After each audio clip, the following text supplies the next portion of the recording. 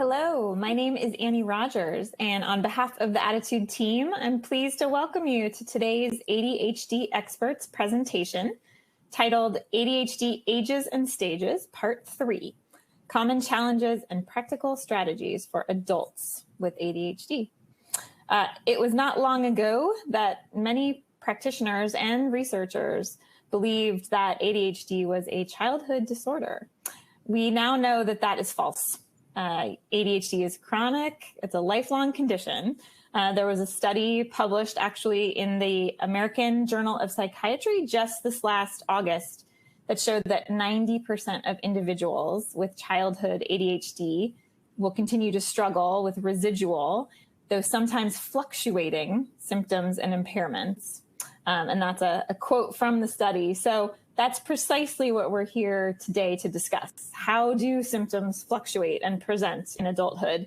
What are some of the most common challenges faced in the realms of relationships, emotional dysregulation, career success, disorganization, feelings of shame?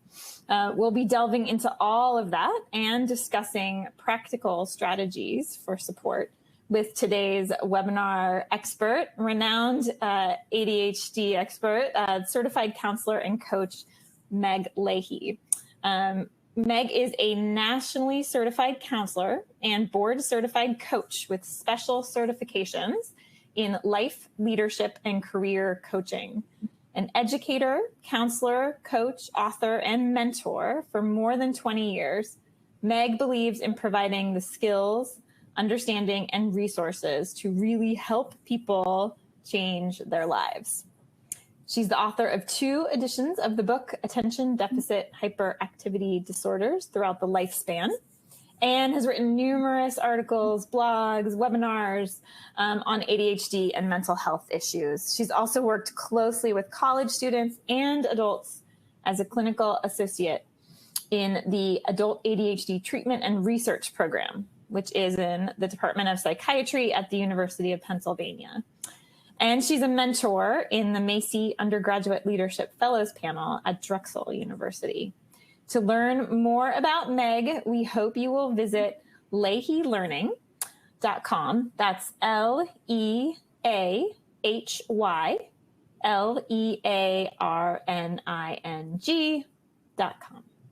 So before I hand the microphone over to Meg, I do have just a quick few housekeeping items.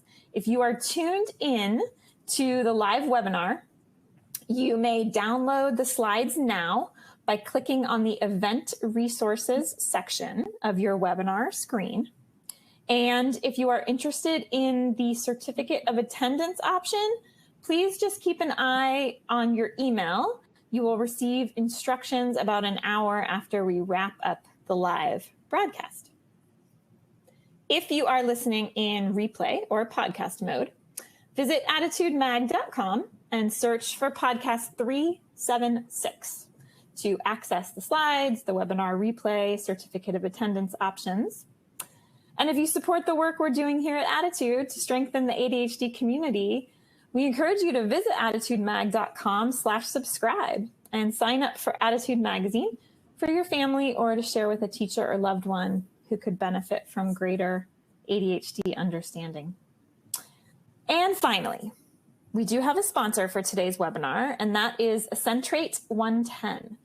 Accentrate 110 is a dietary supplement formulated to address the nutritional deficiencies known to be associated with ADHD.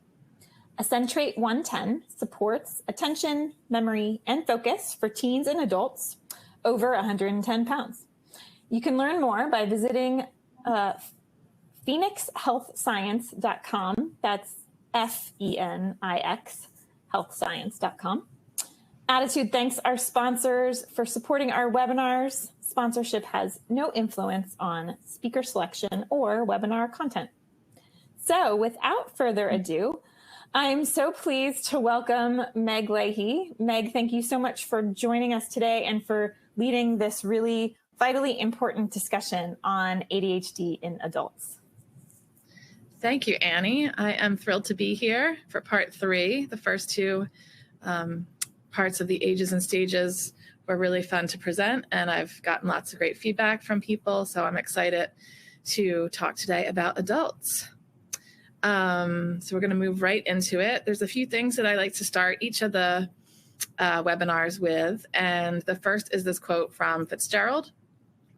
It's the test of a first-rate intelligence is the ability to hold two opposed ideas in the mind at the same time and still retain the ability to function. One should, for example, be able to see that things are hopeless and yet be determined to make them otherwise. So for me, I feel that this puts into words how I feel about working with ADHD. If I'm going to really help my clients, I need to be able to get inside their brains and figure out how they work. And to do that means that I have to understand the symptoms of ADHD, how they present, and the challenges that they bring. And it also means being tenacious enough to press on and to be able to work and meet my clients where they are so that they can use these strategies and resources that are out there. And often I design my own. So some of those things we're going to talk about today.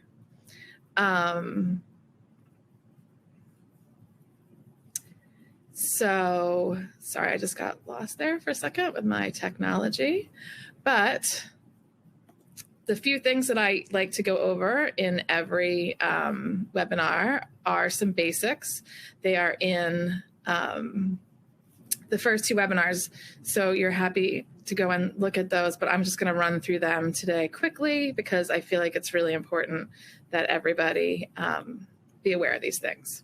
And those basics are, first, understanding what ADHD across the lifespan means. Because we all use this phrase, across the lifespan, we hear it all the time, but we don't actually think what that means. And I often find that no one has explained what it means to my clients. So ADHD isn't something that just occurs generally in adulthood. It happens occasionally, but mostly symptoms have to have been present since before age 12. So it's something that starts in childhood and you don't grow out of it. It lasts a lifetime, and the symptoms and the challenges evolve and they change over time with environmental and emotional stressors, hormones, and age. And that leads me to the next point, which is ADHD is chronic. And that means that not only does it never go away, but it can change. So it can be better at times, worse at times, and it will always need ongoing treatment. Sometimes that treatment will be less, sometimes that treatment will be more, depending on how much stress is going on in your life and other environmental factors. Most people, if you're sick, you're used to going to the doctor, if you have a cold or you broke a bone, and you get a treatment and it resolves it. So ADHD is different in that you might have different treatments across the lifespan and at different periods in your life. And sometimes you might not need any treatment because things are going well, and then you might need to move back into treatments. So that means that the idea of changing a medication or trying different medications or therapies until you find the right one that works, which can also be like frustrating sometimes, that's a new concept for a lot of people with ADHD. And it's one that is really, I can't say enough how important it is to understand that, because often people get frustrated when the first medication doesn't work or doesn't make them feel well and they want to give up. But it's important to remember that with enough tweaking and enough experimentation, whether it's meds or whether it's therapy or whether it's coaching, try and hang in there because we want you to get the treatment that you need. The next point is what ADHD looks like in action. As I mentioned earlier, each person with ADHD has something unique going on inside and outside of their brains. Symptom lists are great. You see them everywhere. There's a great resource of lists on attitudemag.com. If you're interested, we're going to go through some of those today. And symptom lists are always neat and clean on paper, but in real life, not everything applies to everyone, and the symptoms emerge in different ways in many different times. So don't get locked up into what ADHD should look like. Many people look at these symptoms that are for children and think, well, I'm an adult and I don't have those symptoms. Today, we're going to talk about how the symptoms change and evolve over time so that you understand not just where you've been, but where life is going and what it's going to look like. So the question that a lot of people have for me often is, does this mean a lifetime of support? And that sounds a little bit scary, but it doesn't have to be continuous support, and it doesn't have to be with just one person.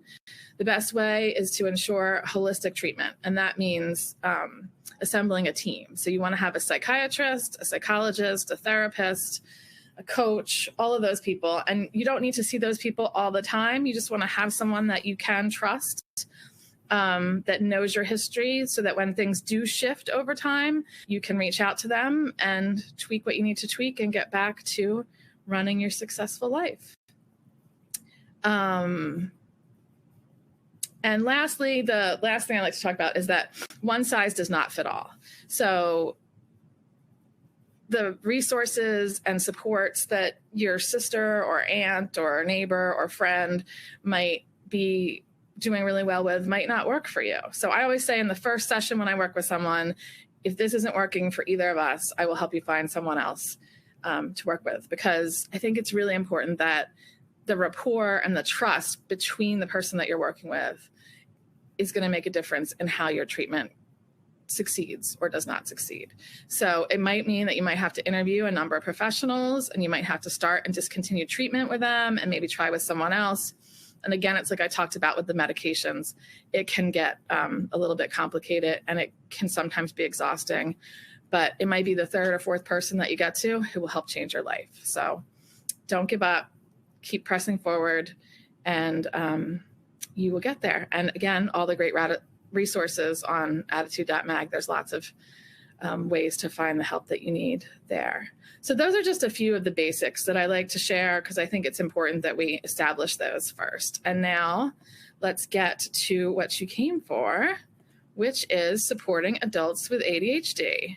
So today we are going to look at the symptoms and challenges, the strategies, and treatments for adults with ADHD. And I could talk about this for weeks, but I have about 30 minutes left now. So I'm going to just break it down into these 3 sections, and we're going to move through them. And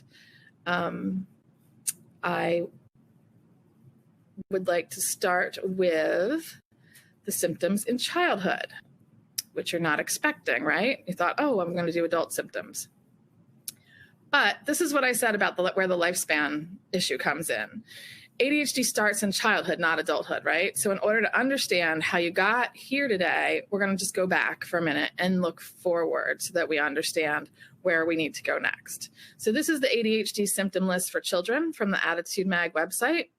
And just looking at that list right now can feel overwhelming, and it might remind you of things that you never thought of during childhood. All of a sudden, things like when you're looking through this list, you just want to take a minute right now.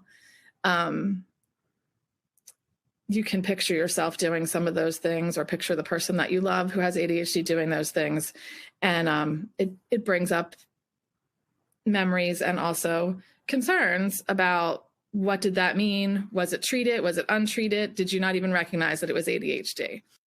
So if we run through the list, we have short attention span, especially for non-preferred tasks, hyperactivity, which may be physical, verbal, or emotional, impulsivity, which may manifest as recklessness, fidgeting or restlessness, disorganization and difficulty prioritizing tasks, poor time management and time blindness, frequent mood swings and emotional dysregulation, forgetfulness and poor working memory, trouble multitasking and executive dysfunction.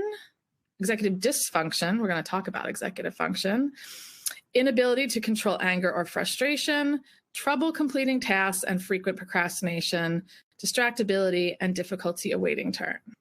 And some of you are going to say, like, not all of those things apply to me now. Did I grow out of my ADHD? Some of them didn't apply to me then. Did I not have ADHD?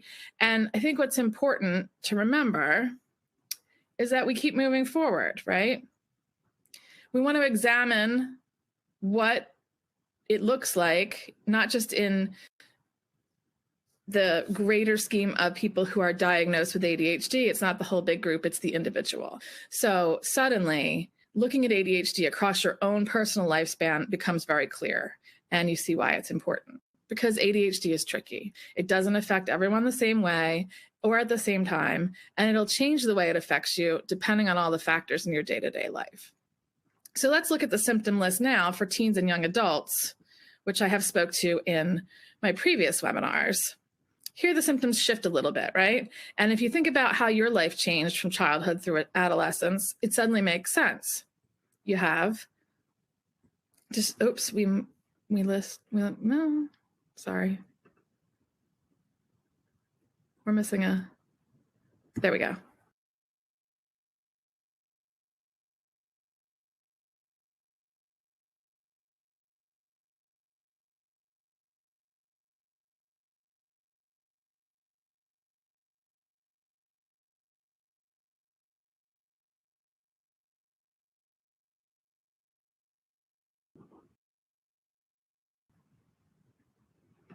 Sorry, I got lost there for a second. Got bumped off when I was changing slides, so I apologize for that. So what we have are the symptoms in teens and young adults. And here we have distractibility and lack of focus, disorganization and forgetfulness, self-focused behavior, hyperactivity and fidgeting, heightened emotionality and rejection, sensitive dysphoria, impulsivity and poor decision-making, and poor concentration and trouble finishing tasks. So you can see how these are different than the childhood symptoms. But when you think about these the same way that you thought about the childhood symptoms, you can see how as you grew and changed, so did your symptoms and the actions that were the result of those symptoms. Which leads us to the next slide, which is the one you've been waiting for, which is symptoms in adults. And suddenly you're like, whoa, wait a minute. Like, why is this list so much shorter? Like, what happened? But let's talk them through. We have motor disinhibition, AKA hyperactivity, as it was always called, right? So that's still there. We have verbal disinhibition. We have time blindness. We have less likely to resist, it should say distractions there, and trouble re-engaging after distractions. So what we're seeing is that while all of those things that were on the first two lists changed over time and grew along with you, you had experiences that taught you how to either cope with, react to, or succeed with your ADHD, right? So you may have managed it, you may have ignored it, but wherever it is, now you're in adulthood and you have more experiences to have learned from, but it's still there, right? So the way that I explain that to my clients is that impulsivity moves inward is the best way to think about it. And so we're going to look at this quick slide. I like to call it hyperactivity grows up. And when I say that impulsivity moves inward, what I mean is that in adults, ADHD looks and acts differently than in the two other slides that we've seen for children and teens, right? And so hyperactivity declines usually with age, so that when you reach adulthood, it's not that you're like jumping around or doing all those things that people were concerned about children and teens, but it's more feelings of restlessness and a need to be busy. And all of a sudden we see it in verbal communication, which in grade school or high school, you might have gotten comments home from your teacher that said, talks all the time, had to move her chair. Now as an adult, excessive speech and verbal impulsivity actually becomes one of the biggest symptoms. But the three biggies that most people don't realize are cognitive impulsivity, which is impulsive decision-making and poor contemplation. So not thinking about a decision before you make it and sort of rushing into that decision. So it's not the physical act, but it might be things that you have to decide day to day. Then there's motivational impulsivity, which is a greater discounting of future rewards. So it's difficult to motivate yourself because you can't picture what's going to come if you complete the task. The reward is too far off in the future.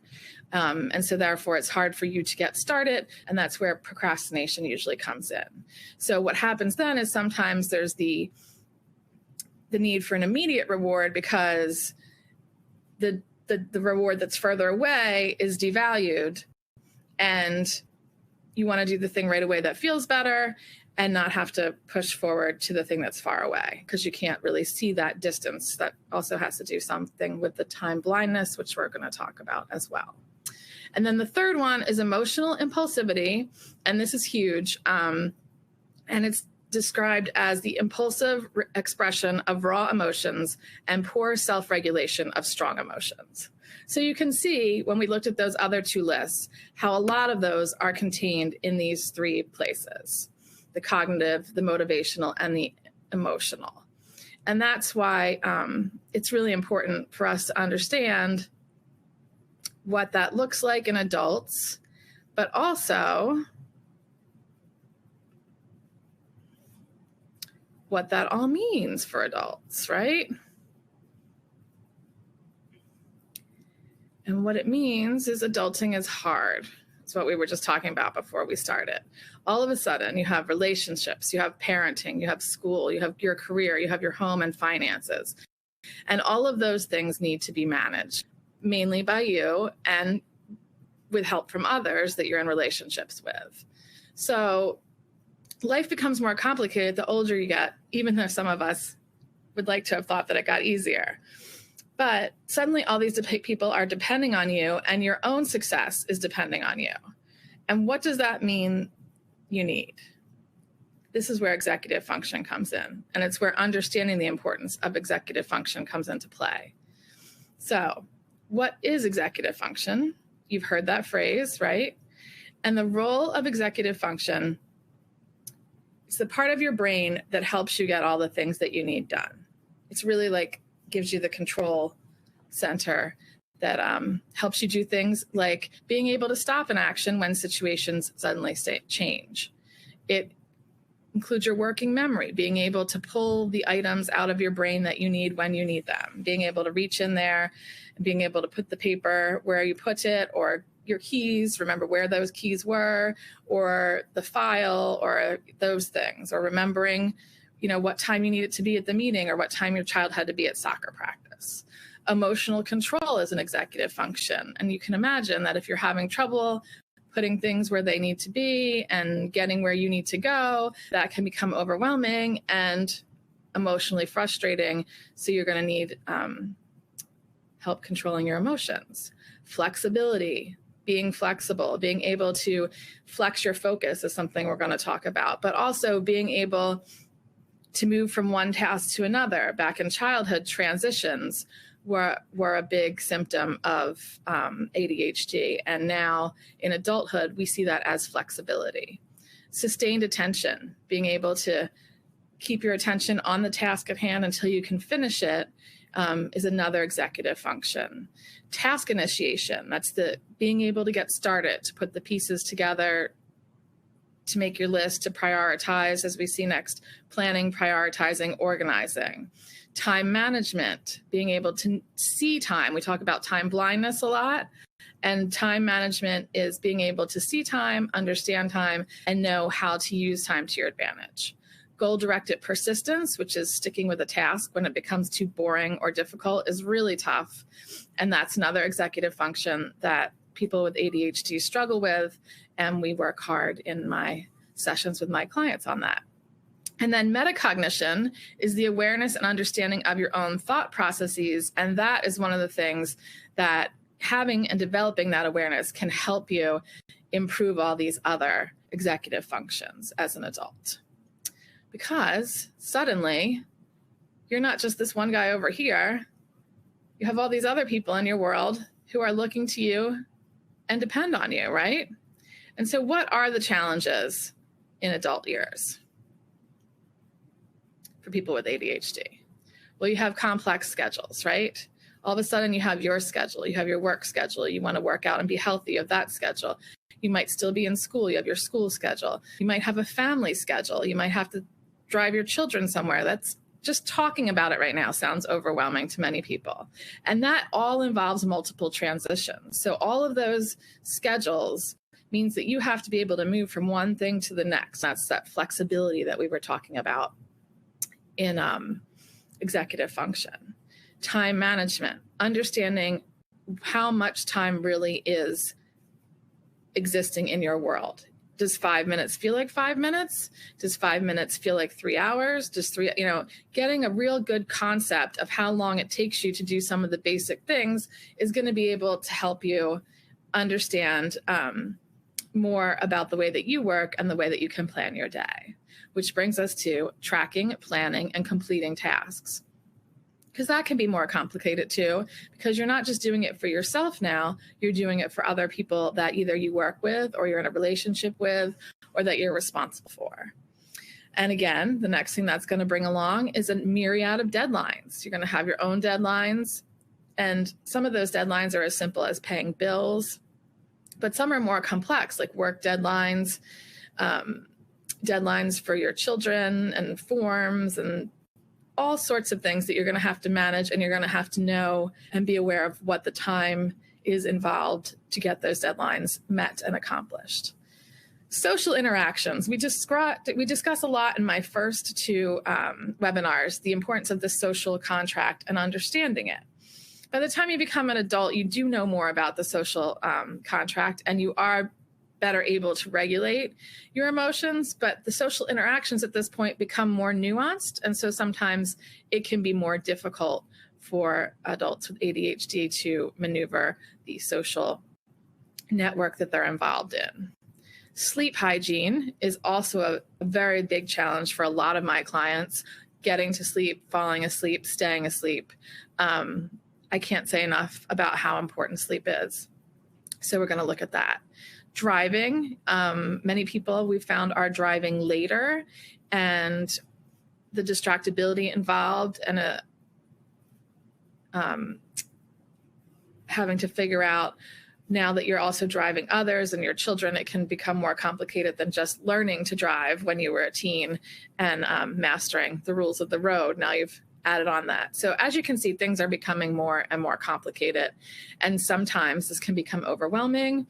And we find that substance use and abuse can happen. Substance use to deal with some of the feelings of frustration or overwhelm, and substance abuse can happen very often as well. There's also the idea of sex and being present in the bedroom and making good, healthy sexual choices, which is a whole nother webinar that we could talk about, but that's important because a lot of people don't consider that that can be a challenge. If you can't focus, if your mind is somewhere else, that's going to really be stressful for your partner, and then in turn, you as well. And if you're not making great sexual decisions because you're making them impulsively, it's going to be frustrating for you and to your self-concept. So that's going to bring us to our next slide, which is just taking a minute to acknowledge how busy adulting is. And when you think of all those challenges that we just discussed, what that looks like, what that feels like, and what that means for you. Because all of a sudden, life is more complicated than it ever was. And we were just talking before the webinar about how, especially since COVID, life is more complicated in new and different ways. So I feel like people are struggling more than they were before, because at least in the past, we knew what the traditional way to struggle was, but now we're finding new things and we're all trying to work it out together. So how do we manage these challenges, right? How are we going to manage the multitude of distractions? You're being responsible for everyone. Sometimes having the official schedule coordinator title in your house, right? Keeping track of things and controlling your emotions. Those are really big pieces of your life that need strategies and resources and time to be able to work on to improve them so that you are healthy and successful. And today, I have some of those strategies, and we are going to look at them. So here we go. The first strategy, I like to call it flex your focus, right? So we talked a little bit when I was running through all those symptoms about how hard it is to sustain focus, right? And now you have so many more things to distract you all around you all the time. So if you can find a way to break up your focus when you need to, like if you look at your schedule and you consider mornings, afternoons, evenings, and you decide when it is you need to focus on what you can focus in those times. If you're trying to focus on a very detailed project while you're also making dinner for your children and trying to get them to soccer practice, that's probably not going to be successful for you. But if you can get up a few hours early or stay up a few hours later, you have some quiet time, and then you know that that's the place where you're going to be able to focus on those things. That gives you the ability to be totally present for your children and your family when they need you. And it gives you the ability to reduce your anxiety, knowing that you have that time later to process those other tasks and complete them in the way that you need to. And we all know that if you reduce your anxiety, it's going to increase your processing speed, which is going to improve your ADHD. So things will not be quite as much of a struggle. Next, I like to say that we make a plan. And by making a plan, what I mean is it's important to have a plan on a bigger level, like what you want to do in the short term, what you want to do in the medium term, and what you want to do in the long term. So having a plan, not just for your day or not just for your project, but having a plan that helps you lay out what needs to get done and allows you to put in the anchor events and then move your other events that you have to plan around it. So if you know that your children have soccer practice at, say, like 3:30 every Tuesday, that's an anchor issue. So that goes in the plan, right? And then you know that you have to be at work from, let's say, 9 to 2:30, Monday through Thursday. Those are anchor issues, right? Therapy you might go to on Wednesday night. That's an anchor issue. So you have that all set up. And then every day when new things come along, you can fill them in and you know what spaces, what blocks of time you have available to make your plan. The next thing is to use the right tools for you, right? We talk a lot about different tools, and there are all sorts of things out there. There are planners, and the planner thing is probably my favorite thing to talk about, because everybody thinks, well, if I just buy this planner and I just use it every day, that is really going to be, it's going to be great. And then I talk to them 2 weeks later and they say, well, Meg, I didn't fill it in for 3 days, so I just stopped filling it in and I haven't been using it. So that's not the right tool for you then, right? What you want is to create a system that is going to help you be able to use the planner every day. And when you miss days, be able to go back and recover, because that's going to be an effective system.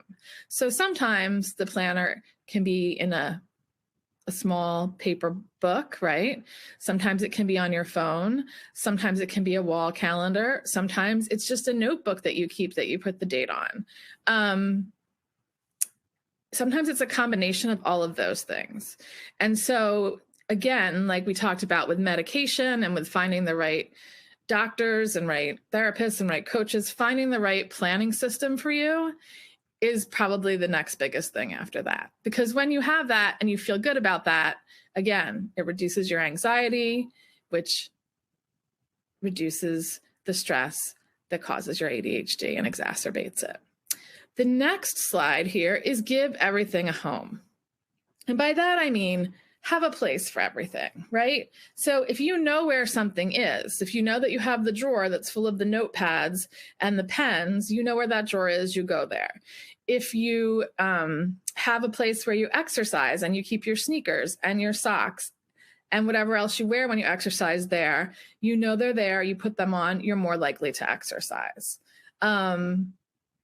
It can come down to anything, like think about your space and think about, do things have a place that they can be put back into and that you know where you will find them when you need them?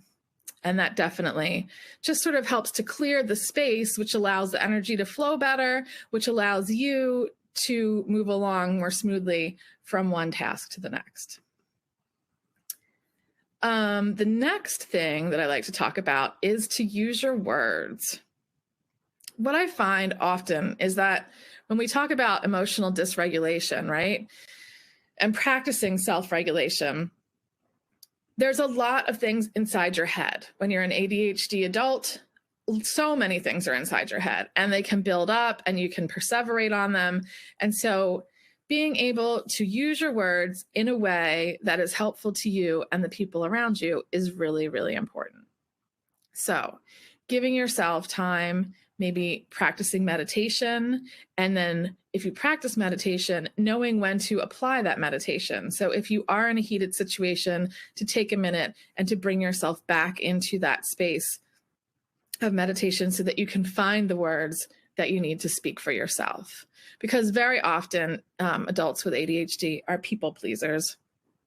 And we will find that sometimes they'll just agree to go along until things escalate out of control and explode. So using your words early on and working with a coach often will be helpful to help you find the right words and how to use them. Also, accountability, using your words to be accountable with your family, with your coworkers, talking about your difficulties, talking about what your ADHD looks like and how it affects you, and letting them know like that this is what's going on. People can't figure out what's inside your head, so it's your responsibility to share with them at the right time in the right place. The other thing I wanted to talk about a little bit, because I moved on a little quickly there, was using the right tools for you. There's other things too that people can use in combinations with not just a planner. Sticky notes, apps, emails, things like that. Automating things as much as you can, like your bill paying and reminders for things. Having things delivered, like dry cleaning and groceries and things like that. Anything that you can set up to make your life easier is going to be a positive, because it's going to allow you, like we talked about, to flex your focus. So I just wanted to touch on that for 1 minute. And then the next thing is something that comes up over and over again. And it's something that comes up in most of my sessions with my adult clients and my younger clients, and it really affects the whole family, and that's creating a system for managing electronics. Electronics seem like they are creating, and there was just a study in the Wall Street Journal the other day that I was reading, that they found that TikTok is giving young girls tics. So I don't know. I didn't read the full article, but I was like, oh, wow, that's something that we should all be concerned about, the way they're spending too much time on there, and I guess the way that the technology is affecting their brain. So a lot of us, I fall into this category too. You know, we start to look something up and then all of a sudden it's 10 or 11 p.m. and we're scrolling and we're, you know, not wearing the blue blocking glasses, and we might take it into the bedroom and then we stay on, and then suddenly it's 3 a.m. and it happens to my students, it happens to the adults that I work with. So having a system to manage it, to know when to turn off your computer, to have a place that you put your phone at night. I have a lot of adult clients who put it in the bathroom because that helps them transition from bed to the bathroom in the morning if they're not a morning person. I have families where they put all the phones in a basket in the hallway upstairs by the bedrooms. Get creative and just create a system for managing those electronics before they interfere with all these other things that exacerbate your ADHD. And the last strategy is to seek out resources, to find people that are going to support you in the way that you need, to be able to get the help that is going to not just help you understand your ADHD, but support you in a very positive way with positive reinforcement to help you set goals, small goals to build your confidence, and to continue to work with you and your family so that everybody is on the same page and everybody knows what's going on and helps you succeed, and you all succeed together that way because it makes life easier for everyone. And that was a lot of information that I just shared. I know that. So you might feel a little bit sometimes like you're drowning in this information and you think, where do I go next? Which is going to bring me to treatment.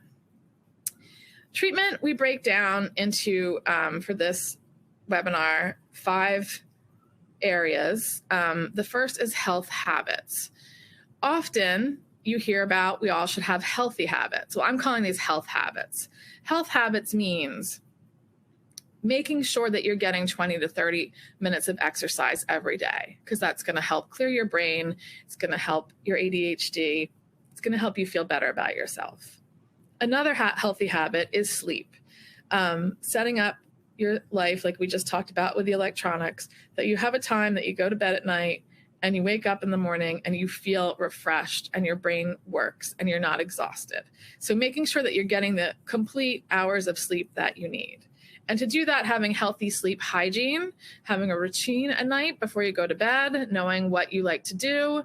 If you're going to watch TV, then what time are you going to brush your teeth, wash your face, and then sort of do the wind down if you do meditation or if you read, but no electronics and just drifting off to sleep in a very relaxed state. That's important.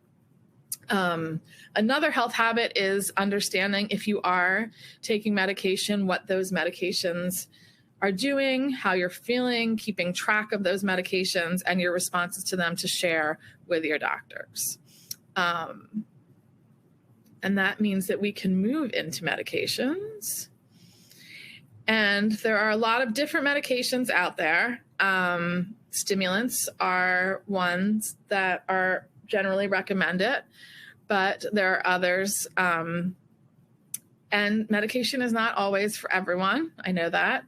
And it might not be for you at a certain point in your life, but it never hurts to go back and revisit it if you get to a point where you might need it. So being open to medication, working with a qualified psychiatrist who understands ADHD is the best way to find the right medication for you, because he or she will know the newest and best meds out there, and they will see the most clients and know how the medications work and affect adults, and will affect you. So you can, again, tweak those and work on those. The next treatment issue that we're going to talk about is therapy and coaching. They are two separate things. In therapy, you are working with someone who has been trained to provide therapy, and they can give advice and can help guide you to where you want to be. Coaching, coaches have also been trained, and they are trained so to help you find the answers within yourself to motivate and move you forward, and they support you along the way. So you can find specialists who do both, and you sometimes can find a therapist who is also a coach. And so it just depends on where you are and what your needs are when you're looking for that treatment. So understanding the differences, and you might work with both of those people at different times in your life.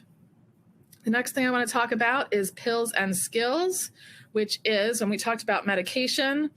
Medication alone is not going to solve your ADHD. You can take the ADHD meds, and if they're working perfectly for you, it just means that you're going to be able to focus on whatever you put yourself in front of. So if you sit down in front of Netflix, you might watch like 8 seasons of whatever you choose. Squid Games, I think, is the big one right now. So you need to know, what are the things that when I take my meds, I am going to need to focus on. So gaining those skills, the organization skills, the time management, the dealing with the time blindness, the talking about your emotions. And in those situations, now that the pills, the medications give you clarity, you'll be better able to apply the skills that you learn. And last but not least, we're going to talk about accommodations.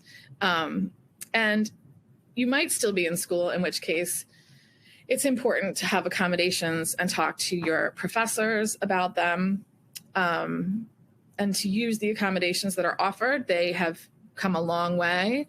They're different from campus to campus. So you do want to call ahead and find out what's being offered on campuses before you enroll. But also you want to give some thought, and I've talked about this with a lot of my clients, you want to give some thought to the idea of workplace accommodations. Are you going to share with your company and your coworkers that you have ADHD? And if so, what accommodations will you need to do your job effectively? And I often say that it's important to look and see, if you ask for the accommodations, will they be able to improve the way that you do your job? Or should we really take a look at the job that you have? And is it still a good fit for you? And sometimes accommodations make work easier, and other times we discover that you're simply not right in the right workplace or in the right industry, and we find you a job where you can fit better and flourish, which is the end goal. And so ultimately, having worked with many clients in the last 20 years, my whole thing is that positive reinforcement, positive support, understanding, and just really treating people as if they were what they ought to be. And that way you can help them become what they're capable of becoming. And so to me, I can see where my clients want to go, and I see it as my job to help them get where they can, where I know they can go, and where I want them to believe that they can go. And often at the end of our work together, they do believe that they can get there. So thank you. I think today I actually ended on time, so we have time for questions. Wonderful. Yes, thank you so much, Meg. We do have a lot of questions, so I will dig in. And because you ended on this note, I'll pick up there. A number of people asking if you could further clarify the difference between sort of coaching and therapy, and as they're evaluating what might be the next best step for them, kind of the benefits of each. Yes. I think it comes down to what you need. So if you need someone, if you know what it is that you want to do, like you have a project or a goal in mind, and you know basically how you are going to get it done, and you need someone to help you, support you to find what the next steps are and to move along to the next steps and to not get stuck and be blocked and find ways around being blocked and help you question yourself to find your motivation and move forward. Coaching is fabulous for that. So I highly recommend coaching for that. Therapy is more that you might not know what you're feeling about. You might not know yet what your goals are or what you want to move towards. You might not really be sure that you understand what ADHD is like. You might be struggling with some trauma from ADHD growing up, or some complexity in your relationships. And that's the kind of knowledge that the therapist has been trained to work with and can advise you and help you find your way forward to discover what it is you want to do next. And at that point, it might be worth consulting a coach. So you might need both professionals at some point in your life. That was very helpful. Thank you. And now, predictably, getting a lot of questions about where to find coaches and therapists who specialize in ADHD. I will mention the Attitude website does have a directory in the resources tab, but I wonder if you have any other suggestions for where people might go to research either help regional to them or available virtually. Yes. As you said, the Attitude magazine website is fantastic, that directory. Psychology Today is great because you can enter all sorts of parameters in there and find people in your area.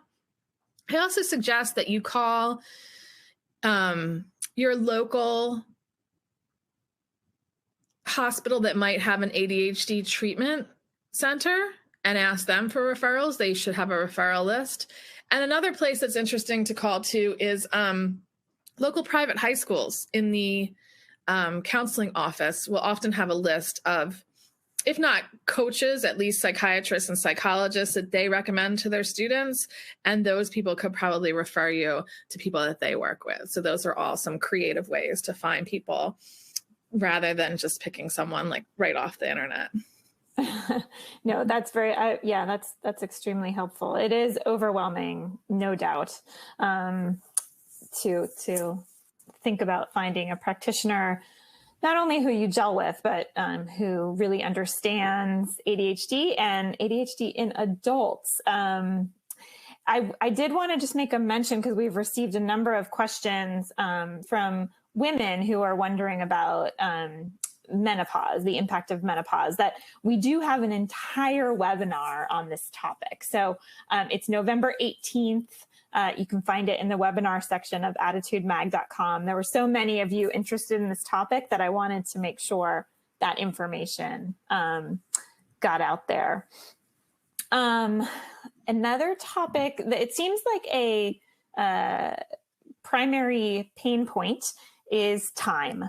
So a number of people asking if you have some specific suggestions to help them with task initiation / procrastination. So not knowing where to start, and also maybe knowing where to start, but not quite being able to take that first step.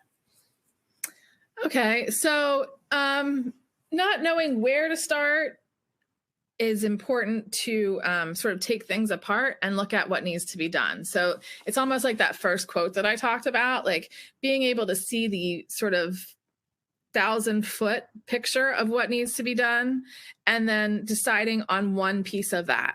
And then often if you set a timer, maybe for 5 minutes or 10 minutes or 20 minutes, and you decide you're going to work on that piece for that amount of time, that alone will help. What I used to call the buddy system is now being called body doubling, where you work in a room with someone else. You're not working together. There's just someone there. That seems to be very supportive to people with ADHD to help them get moving. So if you do have a project that you're doing, to have somebody else doing work next to you so that you're both working, that often helps people get started. And I think too, just sort of, this really falls into the time blindness issue as well. Like sort of once you can understand how long a task takes you, I know a lot of people with ADHD play the like, how long can I go before I have to get started game? So knowing how long the task is actually going to take will help you better schedule it, and then give you sort of like a hard stop as to when the procrastination can end and when you really definitely must get started. Excellent. Yeah. Estimating it can be, it's a skill that you have to build up, right? Learning how to accurately estimate the time that tasks will take. And sometimes it means taking an estimation before you do the task and then comparing it to the actual time, right? Absolutely. Yeah. And a lot of my clients get stuck in the bathroom often, like in the shower, or they have their phone in there, or they're reading something. So I think on my website, I even have it. There's a link to a waterproof alarm clock that you can put in the shower, and you can time yourself so that you know what time it is, how long you've been in there, and knowing what time you have to get to work. That keeps you on track rather than getting lost in there and then coming out and being stressed because you're already behind for the day. No such thing as too many clocks, right? No, right? So on this topic of time, it is perhaps related to your last point. Time blindness has come up a lot in the questions.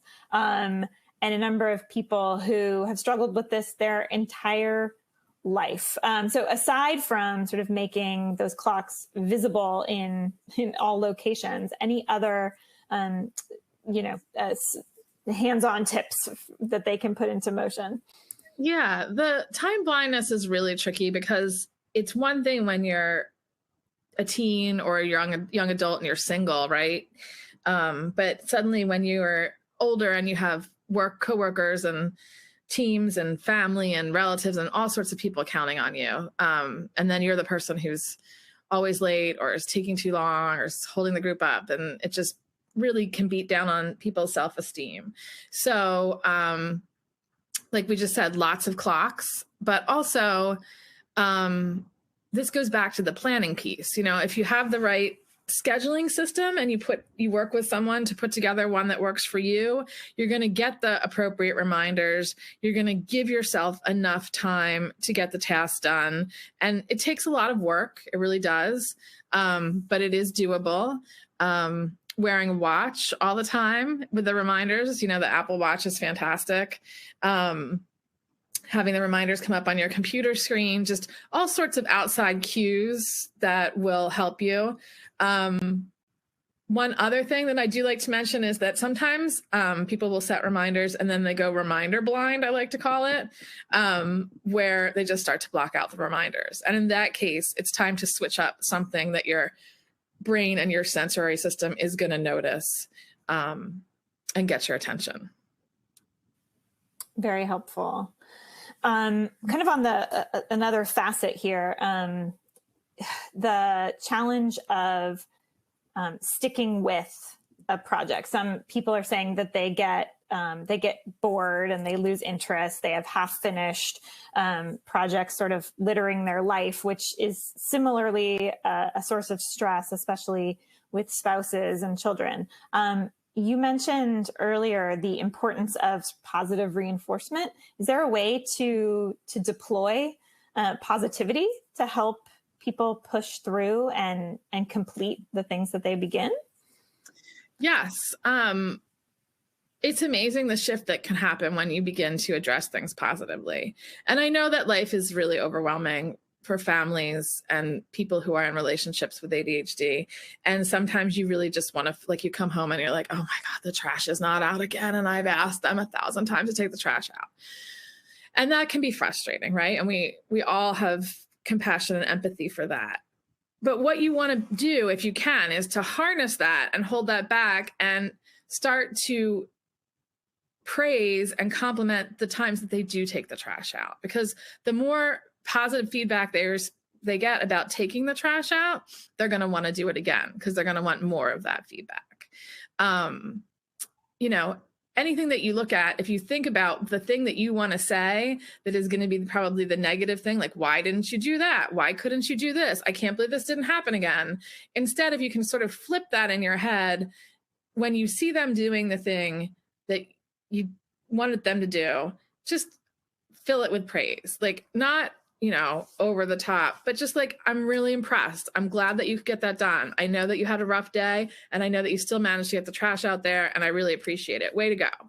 Small things like that, because that's what they need. They already feel badly enough about themselves that they probably didn't get enough things done in their day. And then they come home and they forget the trash. And then it's like, oh, one more thing. So that's where the shame spiral comes in, and it's the positive reinforcement that can help avoid the shame spiral.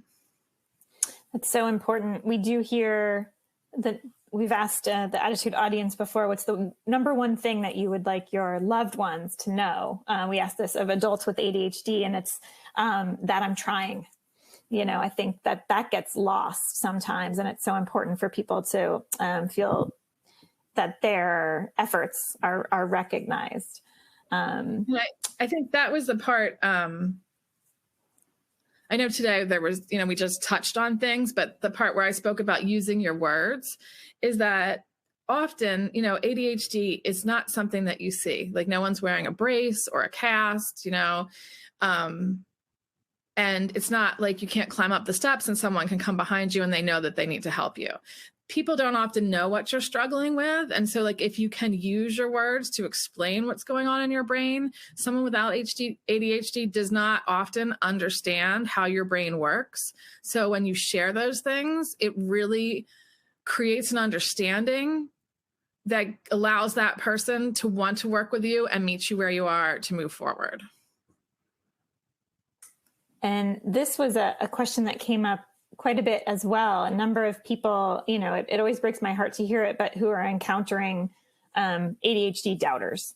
Not just that, but people who really discount their experience as an adult with ADHD. A lot of those myths and misperceptions about it being a childhood disorder for hyperactive little boys still exist today.